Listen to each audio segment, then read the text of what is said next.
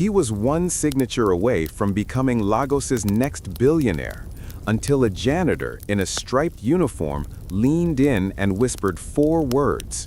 All got no sign, not trap. What happened next? Boardroom fireworks, offshore shell companies, and a best friend exposed in front of the entire company. But here's the twist nobody saw coming. The cleaner didn't just save his empire, she became the key to running it. Stay with me, because in the next few minutes, you'll hear the secret clause they hid on page 47, the audio that put 2 elites in handcuffs, and how one quiet whistle turned into the loudest victory of David's life. Before we dive in, tell me where you're watching from, and rate this story at the end, 0 to 10. Ready? Let's roll. On Victoria Island, inside a glass-walled boardroom where the Atlantic breeze pressed at the blinds and traffic hummed along Ozumba Mbadiwe, David Makanjuola held a fountain pen over the signature page that would bind Makanjuola Tech to Sterling Holdings Nigeria plc, a merger dressed in glossy slides and billion naira promises. Chilled champagne sweated in silver buckets, assistants whispered, and his boyhood friend and co-founder Lekan Ajayi wore a grin bright enough to dazzle a camera lens, while opposite them, Jide Alade of Sterling drummed a Mont Blanc like a metronome for history. The legal folder lay open like a priest's hands blessing the deal, the board downstairs was ready to cheer, and everything in David's life, the code written by rechargeable lamp in Surunere, the small staff he'd pushed and protected, the promise he'd made to his late mother about building something honest, stood poised on the nib of his pen when the side door clicked and a cleaning cart squeaked over marble. A slim woman in a navy overall slipped in with downcast eyes and a respectful, "Sorry, sirs, I'll just empty this bin quickly." And no one minded because success makes men generous, until she knelt by David's chair as if only to change a liner, leaned barely toward his ear, and breathed the thread of sound that sliced through the room. "Oga, no sign, not trap." So soft it might have been a draft, yet his hand froze, and the pen dropped with a polite tick that sounded like thunder in his head. She rose, face wiped clean of meaning, and pushed her cart toward the door, while Lekan's smile tightened around the eyes, Jide's brows climbed a polite notch, and someone joked about cold feet. But David's instincts, those quiet Lagos instincts honed in markets and meetings and the unspoken tensions of power, flared to a blaze.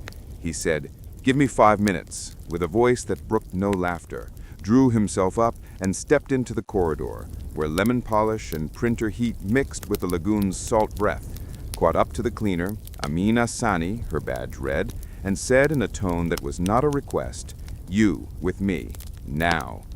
She weighed him with the calm of someone who has already counted consequences, and not at once, following into a small Muslim prayer room used by staff between meetings, cool, spare, a clock tick-ticking above a folded mat, and there he shut the door and faced her with the hard composure that wins markets.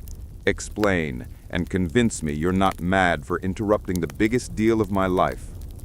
Amina held a fresh liner in both hands like a white flag she refused to wave, and in Hausa-tinted Yoruba, she said she had overheard things while cleaning, voices, plans, numbers that did not add, how Sterling and Lekan wanted to pour hidden debts into Makanjuola Tech, then siphon real assets to a quiet vehicle he would never see until it owned him, how one signature would make him king for a day and debtor for a decade. For a second, David saw his mother's carved cane chairs, his engineer's school fee requests, the servers humming on generator power, all slipping into a corporate hole, and he asked for her name and how long she'd been there. Amina, 8 months, night shift. And he told her if she was lying, she was gone today. She didn't blink. "If I keep quiet and you lose everything, I no go forgive myself." And he turned to the corridor window where Lagos glittered over palms and speedboats stitched light on 5 Cowries Creek, knowing this woman had nothing to gain and everything to lose, and he said, "Do you have proof? Photos, screenshots, voice notes." 7 p.m., staff break room, same floor. And he nodded.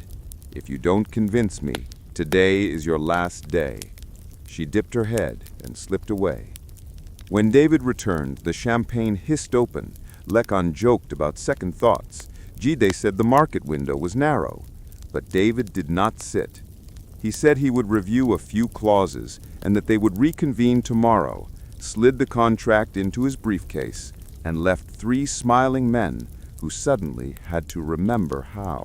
By evening, WhatsApp groups from Ikoyi to Ajayi post with a grainy clip labeled VI Boardroom Cold Feet, CEO walks out, the kind of Lagos rumor that multiplies like sparks on harmattan wind. David muted his phone until the vibration felt like a second heartbeat, then an unfamiliar number called, a calm baritone introducing himself, Jide Alade. Just checking in, sir. Any concerns we can ease? And David's answer was the vagueness of a man buying time. He cut the call, then paced his office while Lekan fired off breezy texts.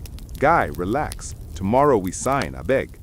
And at 6:58 p.m., David left the top floor for the staff corridor, where the carpets turned utilitarian and the air smelled of disinfectant and effort.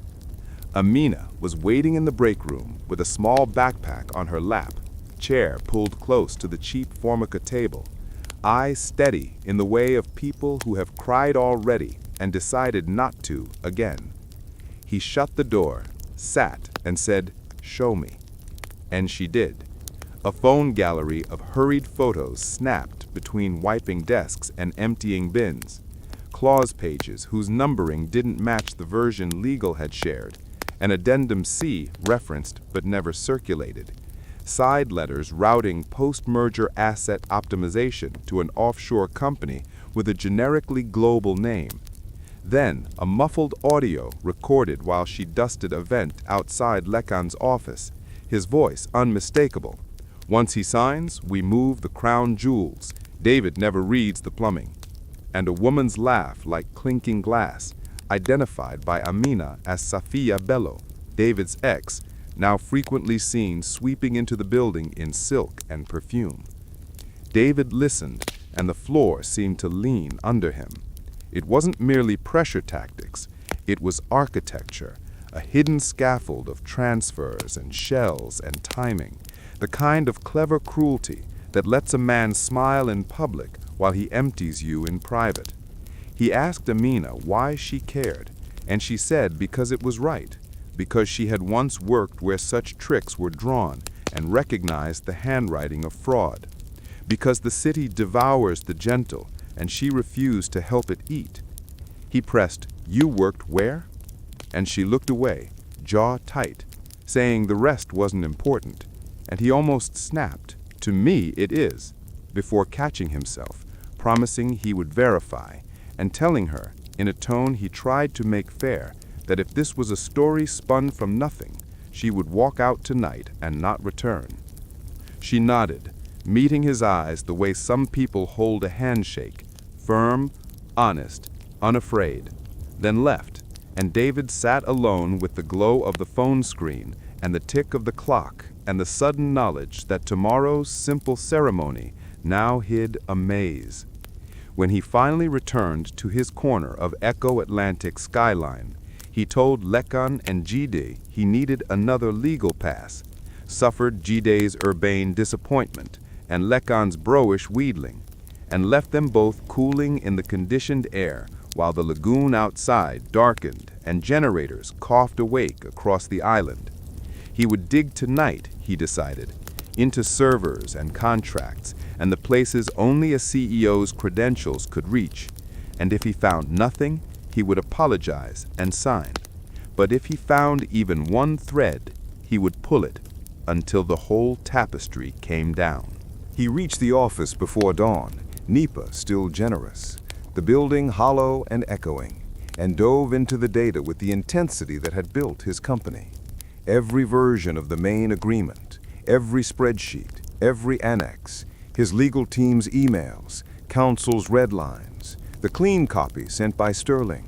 For hours, nothing obvious, just the tidy face of corporate order, until, on page 40-something, a reference winked at him like a cat's eye in darkness. Addendum C, post-merger asset distribution. He had never seen Addendum C. It wasn't in the shared drive, nor the email chain, nor the board packet. He tunneled into the server's restricted folders, the ones only a handful could see, found an encrypted directory with a bland name, fed it his master key, and there it was. Addendum C, a calm, lawyerly map of how, for efficiency, 80% of Makanjuola Tech's productive assets would be consolidated into Sterling International Holdings Ltd., registered in Mauritius, owned, in footnotes no one reads, by two beneficiaries, Lekan Ajayi and Safia Bello. His blood ran cold.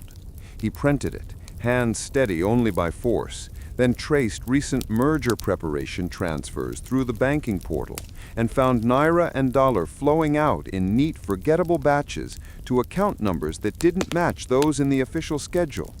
He traced them again, and they bloomed into a personal account under Ajayi L, and a nested company that resolved, after 2 hops, into a private vehicle linked to Safia.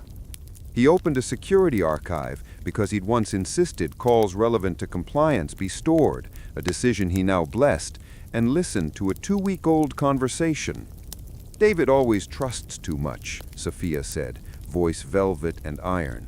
"By the time he knows, we're gone." He stopped the playback, swallowing bile, thinking of 15 years, shared jell-off at Unilag days, gas money pooled, nights in a one-room office with whirring fans, and of 2 years loving a woman who had measured him like a ledger and found him too moral to be profitable.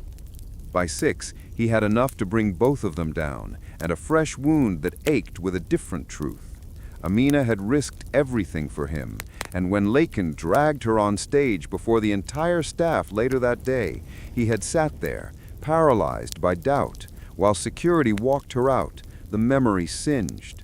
He called LUTH quietly, asked about Amina Sani, Amina's younger sister, heart condition, surgery cost.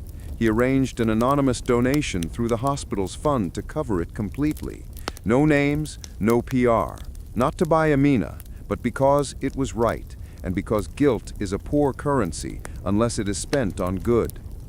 Then his phone rang. Lekan, bright with false concern. "Guy, hope you deo. All this cleaner mata no spo shake you. 9 a.m. we sign." And David said, "Of course," with a calm that tasted like metal. Hung up and understood that men who smile while they steal rarely stop because you ask nicely.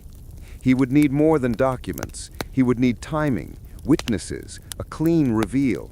He texted Amina to meet later. He backed up files to off-site accounts and a flash drive.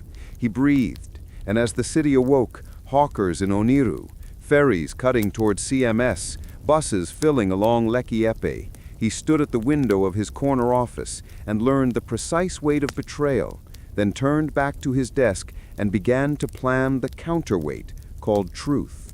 By mid-morning the next day, when Lagos heat rose off the lagoon like a secret, and traffic braided itself into impatient knots on Ozumba Mbadiwe, Lekan Ajayi strode into David Makanjuola's office without knocking, that old familiarity polished now into entitlement, and shut the door soft as a blade. Safia Bello followed, perfume sweet and cold, a white silk blouse that photographed well, and the tight half-smile of someone who believes money erases footprints. David stayed standing behind his desk, palms anchored on the wood, because sitting would feel like yielding, and Lekan launched into brotherly concern that clinked like counterfeit coin. "Guy, them say you they overthink. Sign make we move. No time to waste window." While Safia flipped the leather folder onto the desk as if she were tossing a leash. David kept his voice even, asked why Addendum C had never entered the board packet, why post-merger asset distribution routed through Sterling International Holdings, Mauritius, who owned it, why the banking instructions and last week's memo didn't match the schedule council approved. Lekan's laughter came too quickly, the guffaw of a man exposed who hopes noise can drown truth.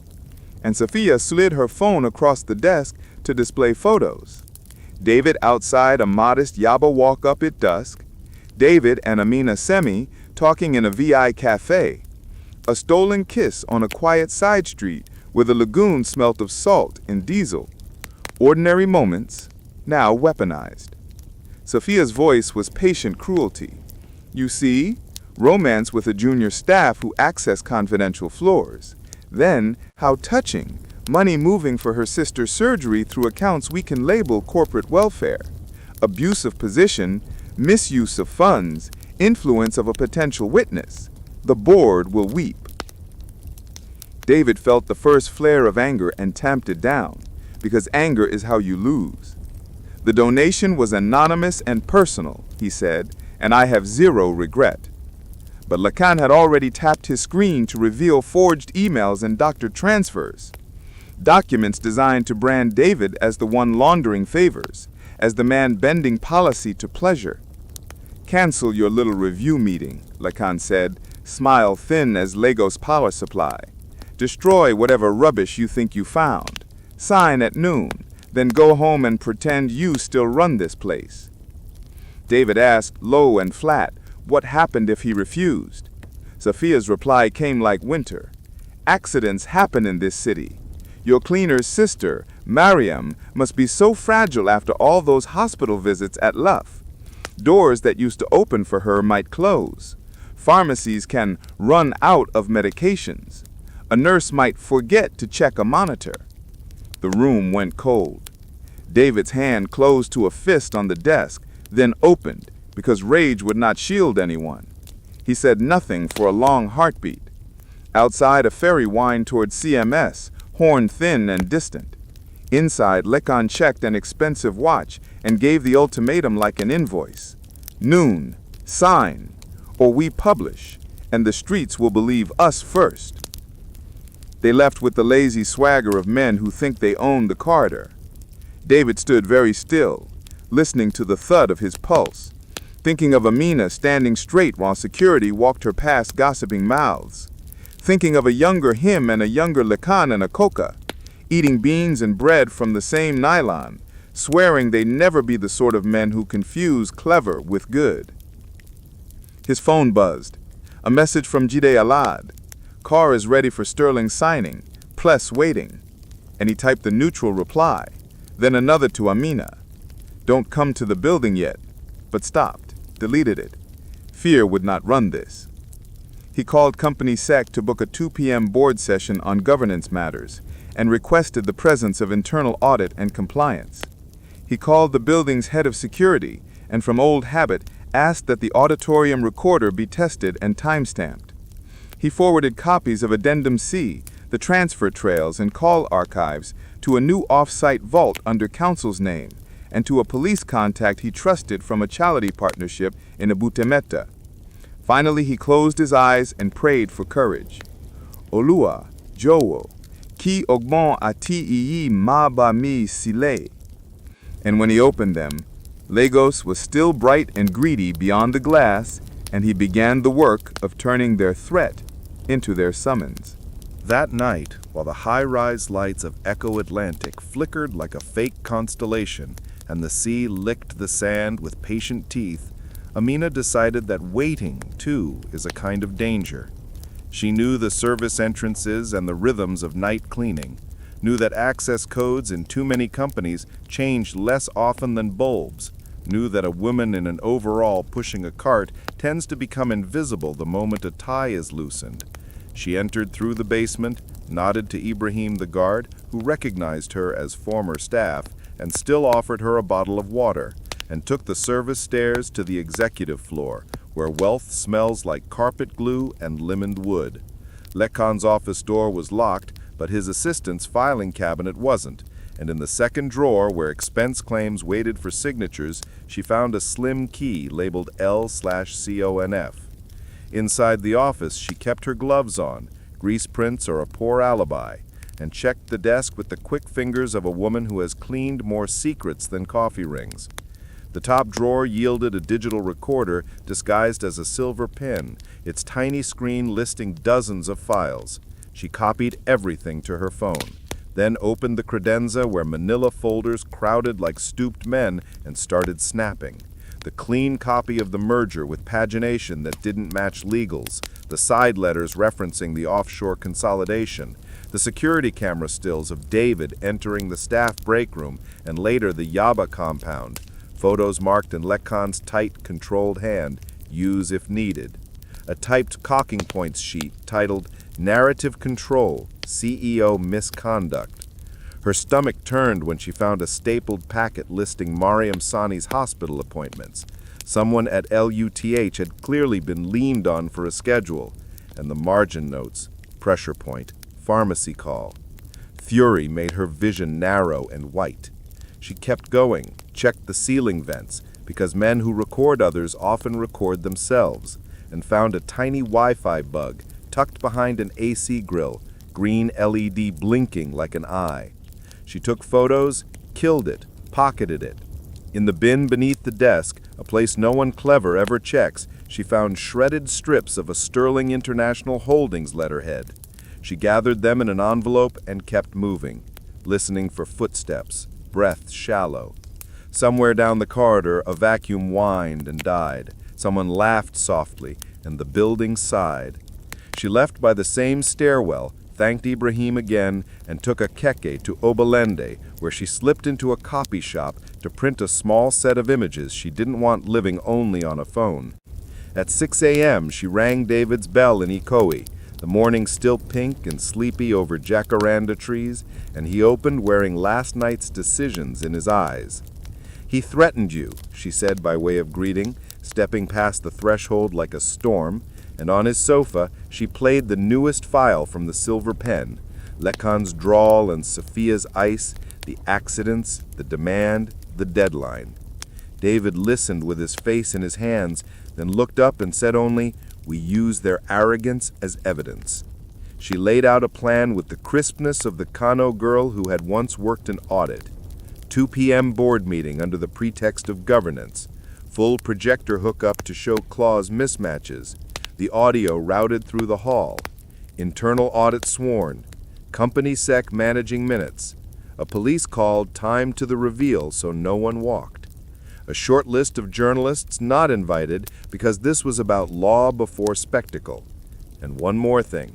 Amina would walk in on David's invitation and stand at the microphone as former staff with new evidence.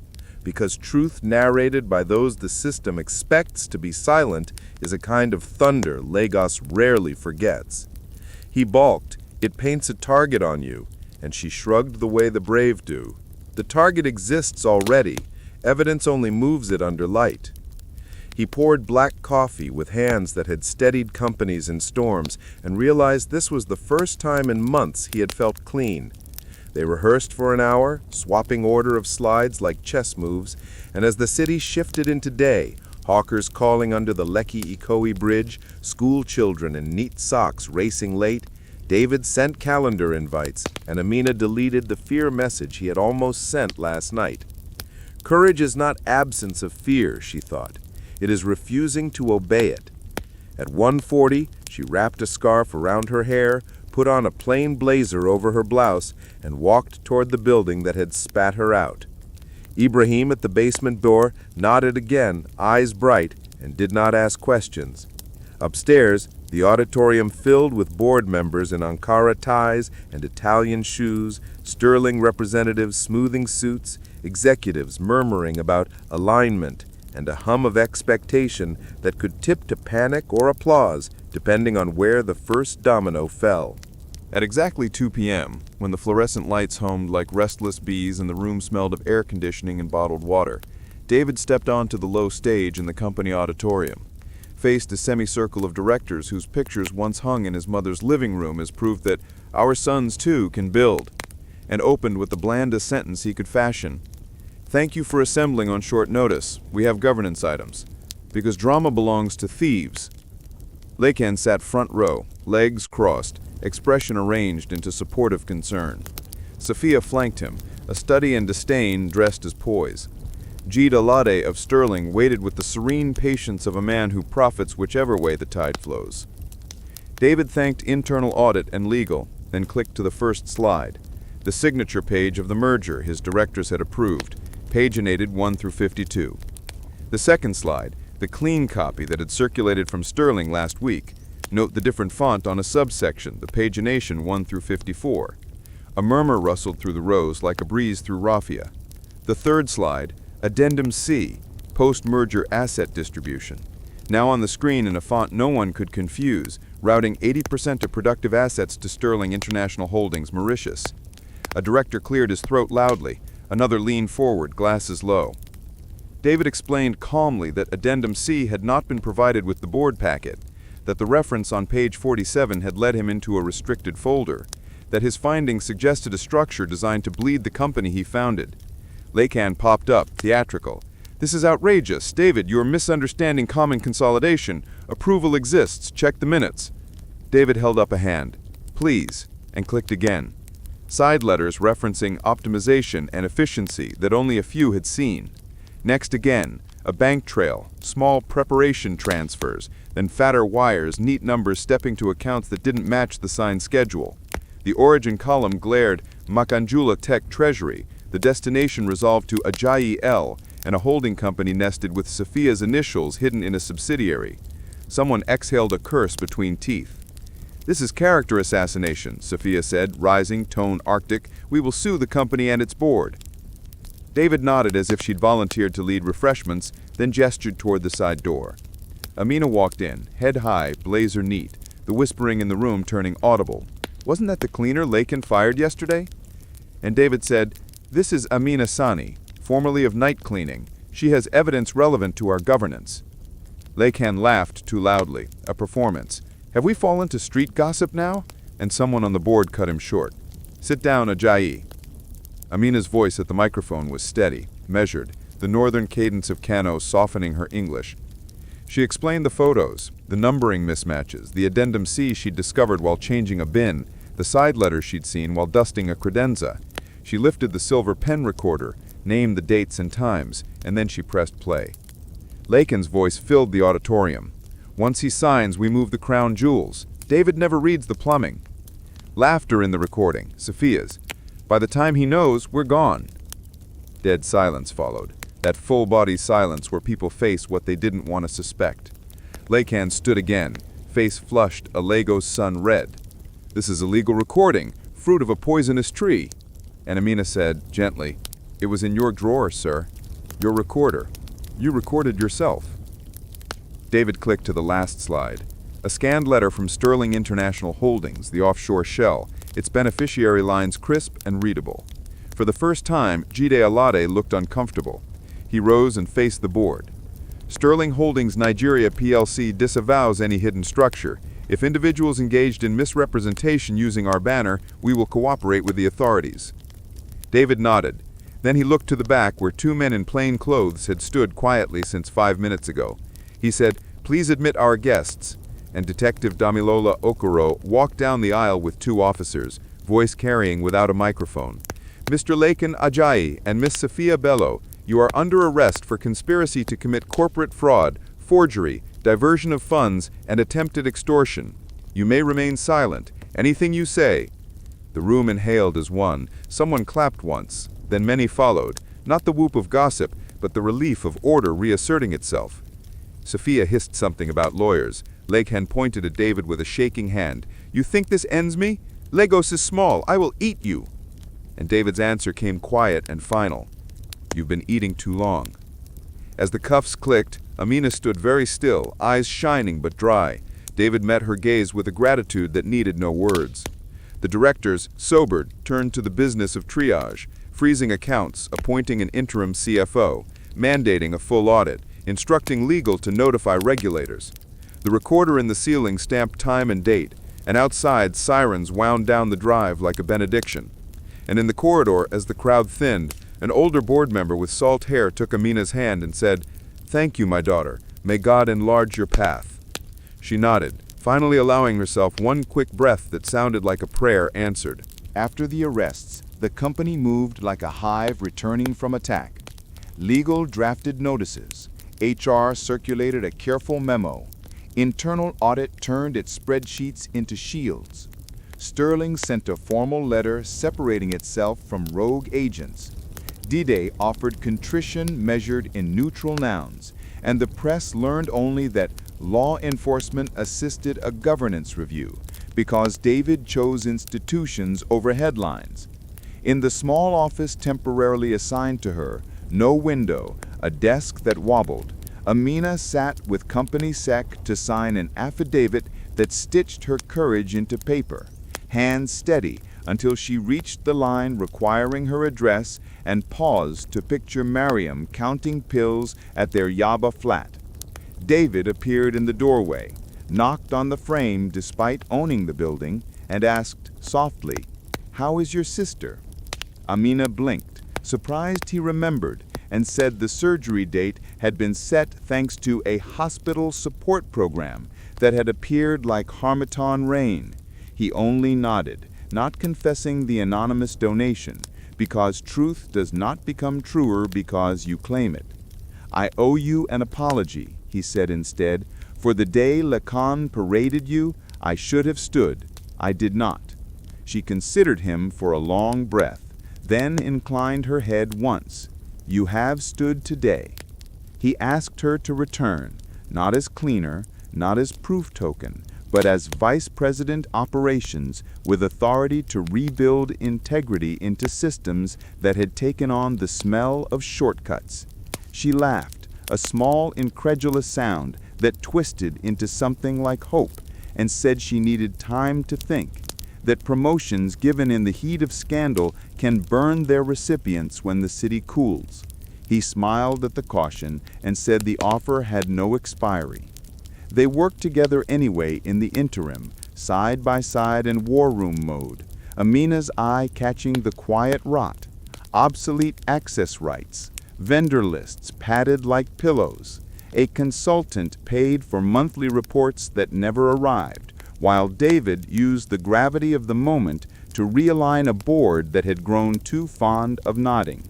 At night he drove alone to LUTH, stood in the corridor outside cardiology, and watched through the small square window as Mariam slept with a monitor's green pulse like a lullaby.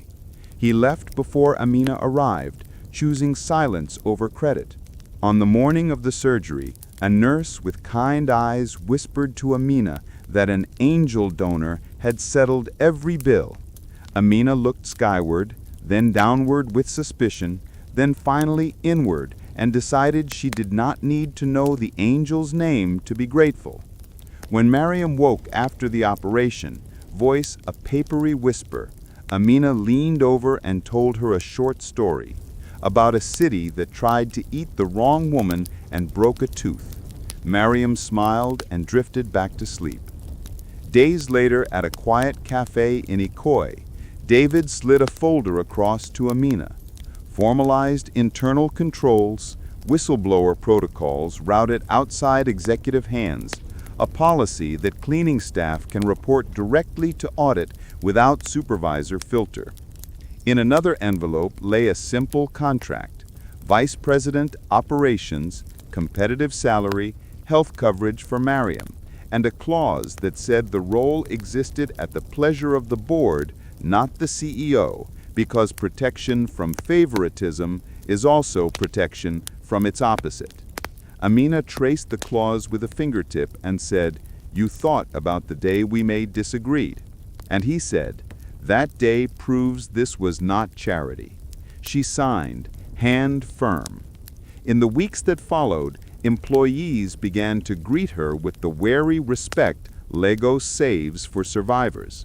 And the night guards, seeing her enter with a key card that now opened executive floors, lifted their chins a little higher. One evening, after a 14-hour day sketching a new procurement system, she and David walked out under a sky smudged with smoke from Mama Put grills, and he asked if she would like suya. At the roadside stand near Falomo Bridge, they ate hot, peppered meat with fingers, laughed when pepper bit too hard, and talked about mothers. His gone, hers visiting from Kano soon to fuss over Mariam. A car rolled past blasting Afrobeats, and for a moment Lagos felt less like a predator and more like a place that could be tamed by stubborn good. Back at the office, Company Sec slipped David a note. Court had denied bail for Lekan and Safia, pending arraignment. The accounts were frozen. A regulator wanted a meeting to applaud, politely, what should have been standard. David exhaled for the first time in months. He turned to Amina to say thank you again, but she only lifted a brow. There is still work, and he smiled because she was right. 2 months later, the company breathed differently. Procurement ran on rails, vendor meetings recorded by default. Internal audit sat closer to the CEO than investors did, and the hum in the hallways sounded like focus instead of fear. Mareem learned to climb stairs again, counting each landing like a triumph, and Mama Sani arrived from Kano with a suitcase full of dried kuli and proverbs, blessing every doorway in Hausa while Amina laughed and pretended to be annoyed. On a Friday that began with spreadsheets and ended with Harmattan trying to blur the skyline, David asked Amina if she could spare an hour for a site visit, a phrase she now understood could mean anything from a server room check to a necessary walk. They drove in companionable quiet across the Ikoyi link bridge, where the cables rise like harp strings, then down to the promenade where lagoon water soaks under the city's ambition. A small danfo rattled past, and the conductor shouted destinations as if holding back chaos by naming it, and it all felt like the Lagos both of them had learned to love and wrestle. On the boardwalk, a saxophonist worked a soft high life tune into the evening, and David stopped near the railing, face open in a way she had seen only in the 3 seconds before a difficult truth. "There is something I didn't tell you," he said. And she turned, brows up. "The hospital angel," he continued, eyes on the water. "I did not want thanks. I wanted you to give all your suspicion to the evidence and none to me. But I also wanted Mareem to live." She watched him, measuring not the gift, but its motive. In her chest, a knot of pride that had kept her safe now loosened without breaking. "I knew," she said at last, smiling at his startled glance. "Your kind of silence is loud, and you asked the nurse to keep it quiet the way men who prefer banners never do." He started to apologize again for the auditorium day, and she held up her hand. "We have rehearsed that enough. Consider the apology accepted and already spent on better things." He nodded, swallowed, then reached into his jacket. When he dropped to one knee, the world narrowed to him, her, and the glittering line where water kisses city. "Amina Sani," he said, voice steady as a promise, "you entered my life pushing a cart and left carrying my company out of a fire. You taught me that the smallest voice in the room may be the owner of the truth. I want to build this work with you, but also a life, messy, loud, Lagos bright. Will you marry me?" People nearby pretended not to watch, and then failed, smiling openly. The saxophonist, sensing the script, slid into a softer line. Amina did not rush, because decisions are not less serious when they are beautiful. She thought of Mareem asleep at home with a healed heart, of Mama Sani's prayers stitched into the curtains, of a city that had tried to turn her into a silence and learned instead to listen. "Yes," she said, clear as the mosque call that threads dawn, and the saxophonist whooped, and 2 teenagers clapped, and David slid a simple ring onto the finger of the woman who had taught him to read small print in both contracts and people. Later, at Freedom Park, where history sits under trees and storytellers argue with laughter, they ate grilled fish with plantain and promised each other the boring vows that last. Sunday markets, visiting staff parents up country, never letting procurement swell unchecked, keeping a whistleblower line that rings to an outside firm no matter who sits in the big chair. At the office the following week, Company Sec gently reminded them of disclosure forms and the code of conduct. Amina signed with a grin, noting the clause she had demanded months ago that insulated her role from him. When they told the staff in a small gathering, no balloons, just meat pies and Fanta. Ibrahim from security shook David's hand a second longer than normal and whispered, "Oga, thank you." And David answered, "Nashi save us." On a Sunday evening, they visited Falamo Bridge again, this time with Miriam holding a camera she'd borrowed to practice photography. The light turned the lagoon to molten bronze, and a breeze carried two kinds of music, the tinny Fuji from a passing boat and the soft hymn of traffic. Amina looked at the city that had written and nearly unwritten her, then at the man who had learned the slow grammar of bravery, and decided that happy endings in Lagos are not miracles. They are architectures, built from small, stubborn choices, checked twice like line items, audited like love.